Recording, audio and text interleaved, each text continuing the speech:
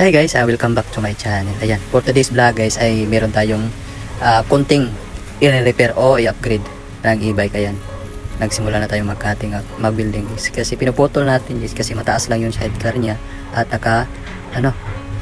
katabingi, kaya nire-repair natin ng kunti guys. Ayan, kunting cutting at welding lang talaga guys. Ayan, para mabalik sa alignment yung sidecar at saka single ng e-bike. At nandito naman tayo sa brake light guys. Nilipat natin sa itaas. Tandaan lang tayo sa pag-building guys dahil manipis lang yung plate, baka mabutas. Ayan, tandaan lang talaga tayo. Kunting kudlit lang at doon naman tayo sa kabila. Ayan, kunting kudlit lang sa welding. Ayan, hindi natin patagalin dahil mabubutas talaga guys. Purpose kasi dyan guys para hindi masyadong matalsikan na putik. At maganda naman yung guys, pag dyan natin ilalagay sa itaas. Ayan, tapos na po tayo. Dito na naman tayo guys, maglagay tayo ng upuan at saka hinges. At ang ginagamit natin na guys, upuan ay fiber at ang kapal niya ay 1/2. At ang ginagamit natin na hinges ay stainless. Ayan. At pinutasan natin ng isa guys at nilagyan ng bolt para hindi gumagalaw. Ayan, tsaka natin binutasan lahat. Ayan, kailangan natin, binalakihan lang natin guys para mapasok yung ulo sa screw, para malabel yung guys, ulo ng screw sa fiber. Ayan, bali tatlo yung ilalagay natin na screw. Sa sobrang taas pala yung bolt screw natin, puputulan na lang natin guys dahil pag hindi yan pinuputol ay hindi talaga masirado yung pinto. Ayan, puputulan lang natin lahat.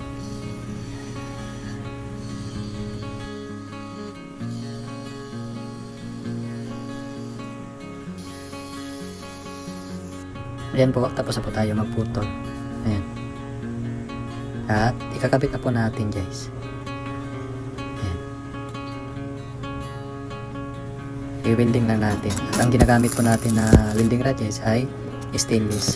Kasi pag stainless yung materialis mo guys, stainless yung rod ang gagamitin natin. Ayan, ayan, pinupukpok lang natin guys para matanggal yung flux. Tanak close. Wait, gimana? Ay, init pa na. Ayan, ginagray na natin dyan guys at ginamitan natin na flap disc. Ayan, at pagkatapos ng flap disc ay ginamitan natin na bumper.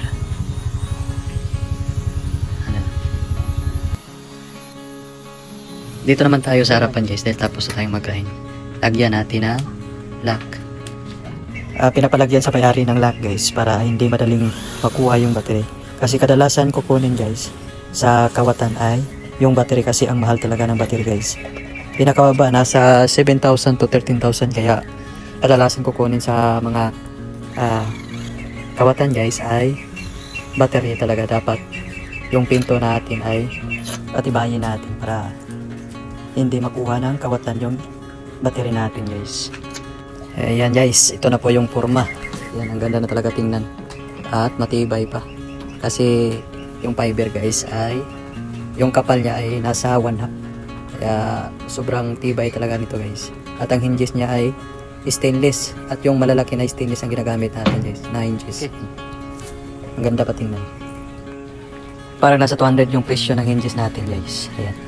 At maglalagay naman tayo ng design sa itaas guys, para guys, katulad ng sa sports car. Yan, stainless din yung ginagamit natin guys at ililibel lang natin para hindi magtabingi. Ayan, bago natin butasan guys. Ayan. At lagyan na natin ang bolt.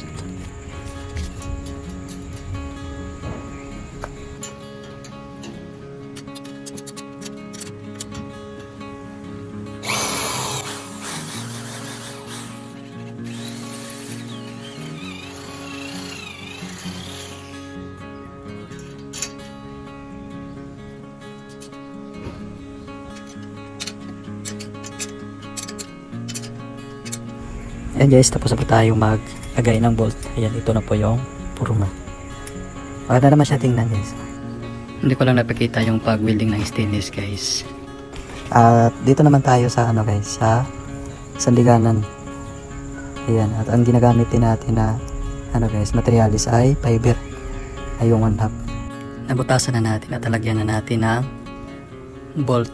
Ayan. At lagyan muna natin ng washer guys bago natin lagyan ng nut. Ayan.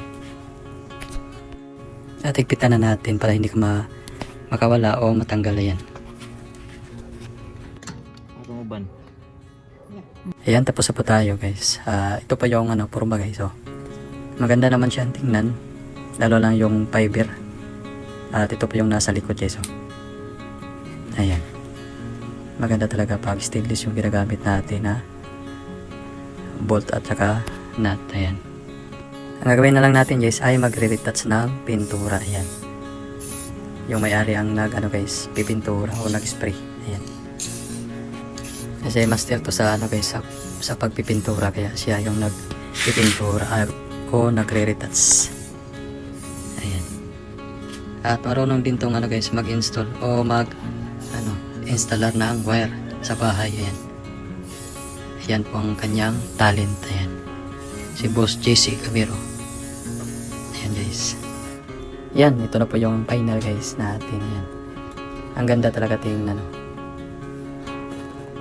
Ayan sa guys sa harapan. Ayan, ito po yung forma. Ang ganda talaga tingnan pag fiber yung ginagamit natin na upuan guys. At advantage din to guys kasi hindi ito mabubulok. Hindi katulad ng plywood. Ayan, ito po yung nasa likod guys. Sobrang ganda talaga tingnan. Ayan.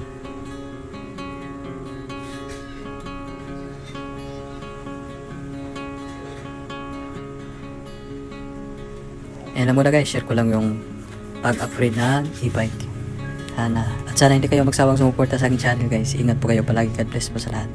Bye bye.